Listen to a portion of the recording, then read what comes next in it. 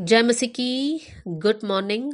आज सुबह प्रभु का वचन हमारे लिए यूहन्ना का सुसमाचार अध्याय 13 आयत 1, the Gospel of John chapter 13 verse 1 आपके लिए पढ़ना चाहती हूँ। फसह के पर्व से पहले जब यीशु ने जान लिया कि मेरी वो घड़ी आ पहुंची है कि जगत छोड़कर पिता के पास जाऊं, तो अपने लोगों से जो जगत में थे जैसा प्रेम वो रखता था, अंत तक वैसा ही प्रेम रखता रहा। आज इस आयत का कुछ शब्दों की ओर आपका ध्यान को लेकर जाना चाहती हूँ, और वो है जब यीशु ने जान लिया कि मेरी वो घड़ी आ पहुंची है कि जगत छोड़कर पिता के पास जाऊं।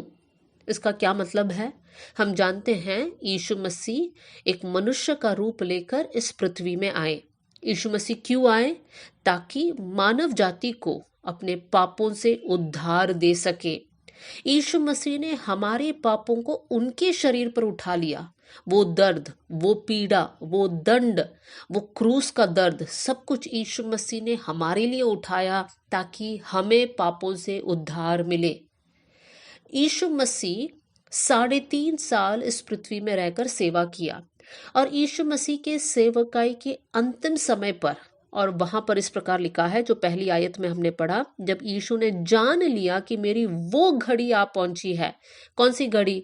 यीशु ने पहचान लिया कि अब लोग मुझे पकड़ेंगे, मुझे मारेंगे, मेरे शरीर पर दंड देंगे, मुझे क्रूस पर चढ़ाया जाएगा। यीशु मसीह ने पहचान लिया कि मेरी वो समय आ गया है कि मुझे जगत छोड़कर पिता के पास जाना है। मेरे प्रियो, साधारण रीति से जब किसी इंसान को पता चलता है कि उनका पृथ्वी में का समय, उनका जीवन काल समाप्त होने जा रहा है, हो सकता है कोई बीमारी के कारण हो सकता है कोई एक्सीडेंट के कारण हो सकता है कोई अन्य कारण हो, ओल्ड एज इश्यूज हो, जब भी किसी को पता चलता है कि अब मैं कुछ ही दिन और जी पाऊंगा, तब उनका मानसिक स्थिति कैसा होता है? वो लोग मेंटली थोड़ा लो हो जाते हैं, मानसिक रीति से वो लोग थोड़ा सा निराश हो जाते हैं, कमज़ोर हो जाते हैं।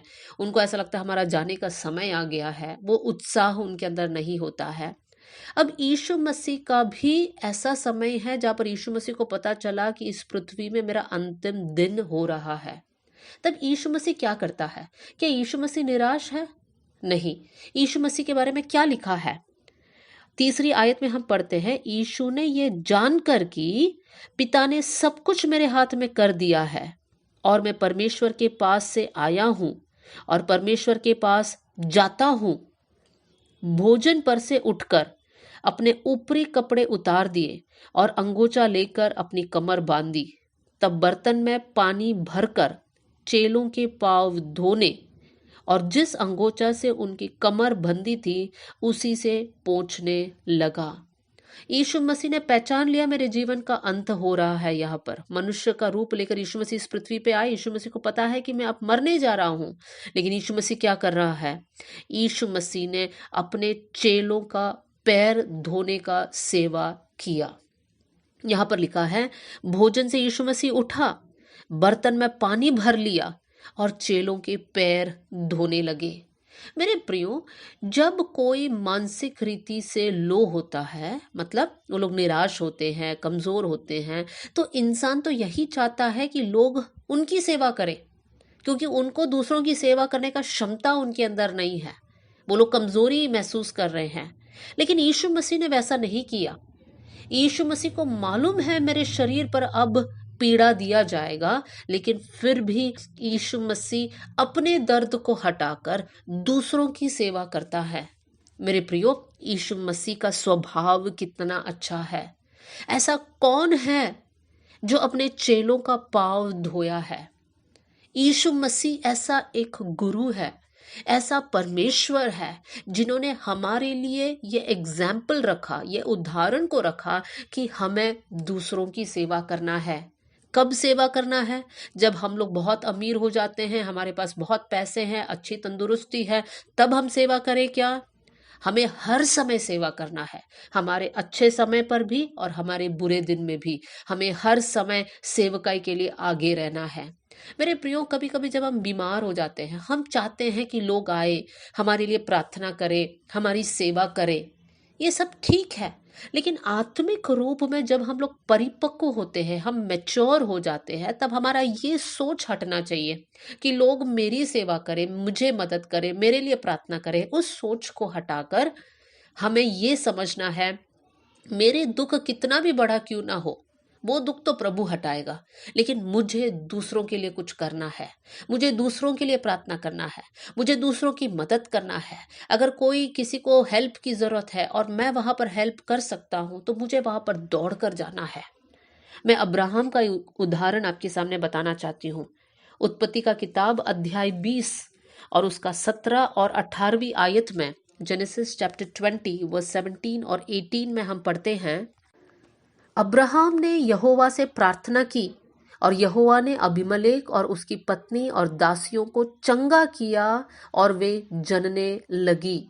यहाँ पर हम देख सकते हैं कि अबीमेलेक के परिवार में परमेश्वर ने एक दंड दिया था, और वो दंड ये था कि उनके घराने के स्त्रियां जन्म नहीं दे पा रहे थे, वो लोग बांझ हो गए थे। लेकिन अब्राहम ने उनके लिए प्रार्थना किया और वचन में लिखा है कि वहां के स्त्रियों चंगे हो गए। मेरे प्रियो, अब सोचने वाली बात है, क्या अब्राहम के पास संतान है? नहीं, उनके खुद की पत्नी बांझ है।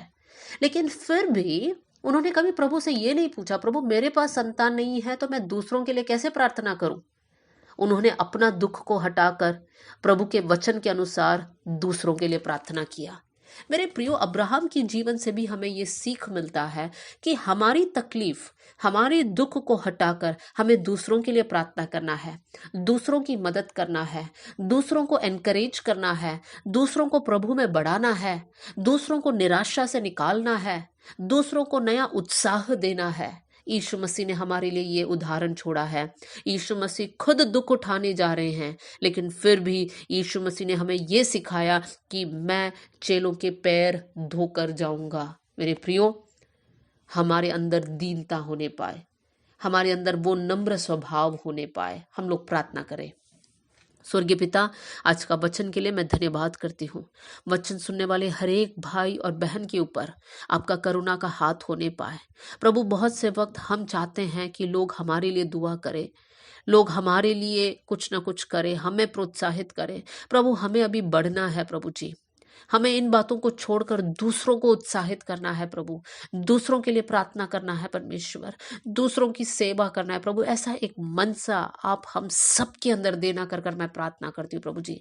हमारी बचपना को हटाकर आत्मिक बातों में हम परिपक्व बन जाए परमेश्वर पिता। आपकी नाम की महिमा के लिए आपकी सेवा करने पाए कर कर मैं प्रार्थना करती हूँ प्रभु जी। परमेश्वर, आपने हमारी प्रार्थना सुन लिया, इसलिए धन्यवाद। आदर और महिमा आपको देते हुए यीशु के नाम से हम मांगते हैं, amen. God bless you all. जय मसीह की।